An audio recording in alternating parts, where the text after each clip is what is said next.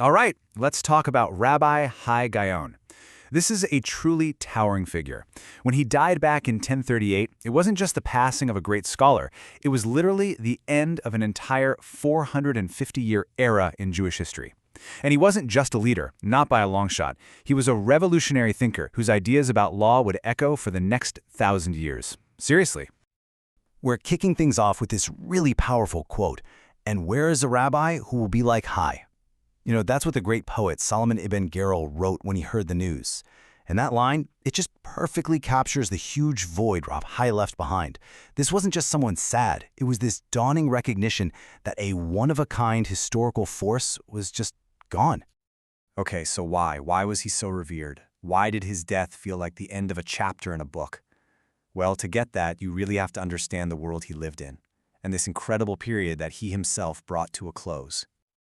So who was this guy? Rav Hai Gaon? He wasn't just some other scholar in a long line of them. I mean, he was literally born into the leadership of the Pumbedita Academy, one of the two major centers of Jewish learning in the world at that time. And he'd go on to become its final, and you could easily argue its most brilliant leader. His life basically marks the endpoint of this entire intellectual dynasty. But hold on, I've used this word Gaon and Gaonic period. What does that even mean? And why was this time so incredibly important for Jewish law? To get that, we have to look at the institution they were in charge of. Okay, so the title Gaon, it means something like excellency or majesty. It was the title for the heads of these two giant Babylonian academies, Sura and Pumbedita. And for centuries, centuries after the Talmud was completed, they were the final word. If you were part of a Jewish community anywhere, Spain, North Africa, wherever, and you had a tough legal question, you sent it to Babylonia. You sent it to the Gaonim. They were, for all intents and purposes, the supreme court for the entire Jewish world.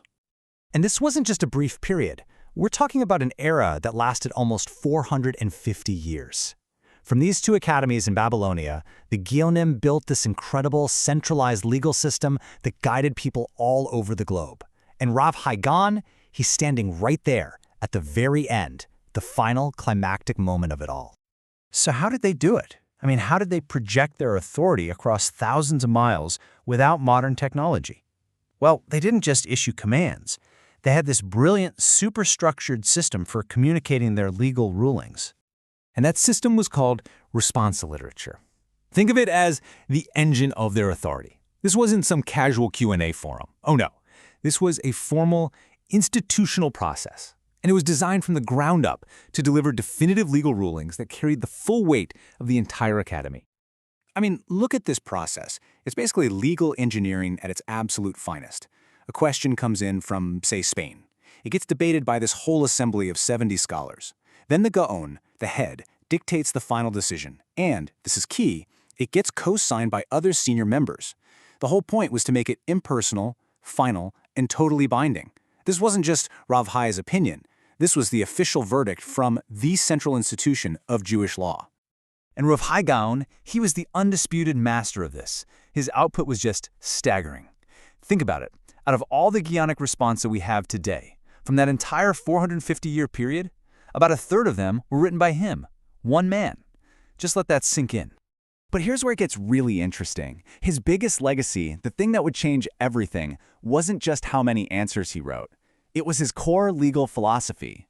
An idea so powerful, it created a deep divide in Jewish thought.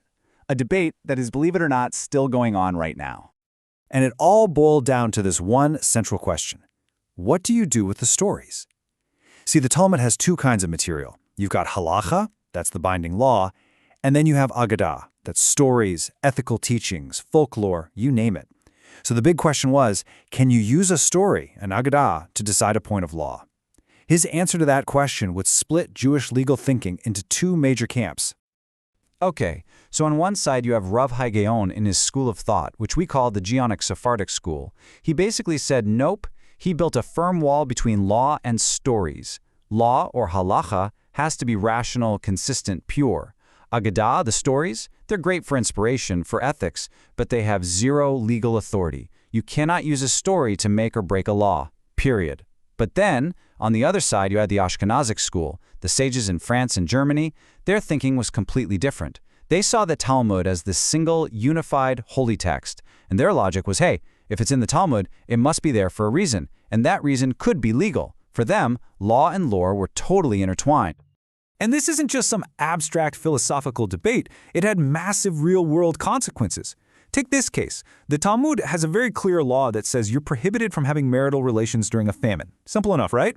But elsewhere, there's a story, an Agadah, that Moses' mother was actually conceived during a famine. So, what gives?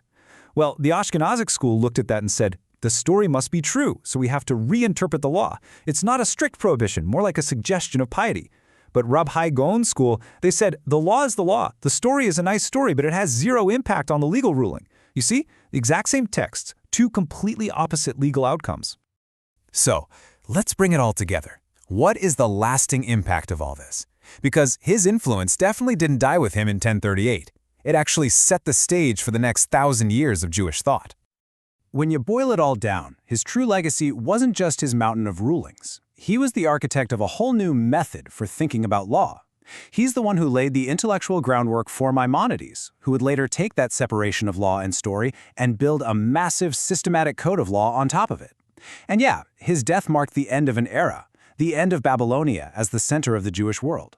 But his ideas, they became the blueprint for what came next. And that really brings us to the big takeaway here. This debate that Rav Hai Gaon sparked 1,000 years ago, it's still incredibly relevant today.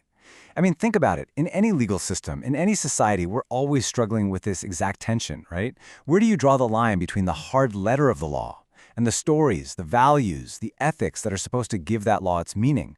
It's the question he forced everyone to confront, and it's a question we're all still trying to answer.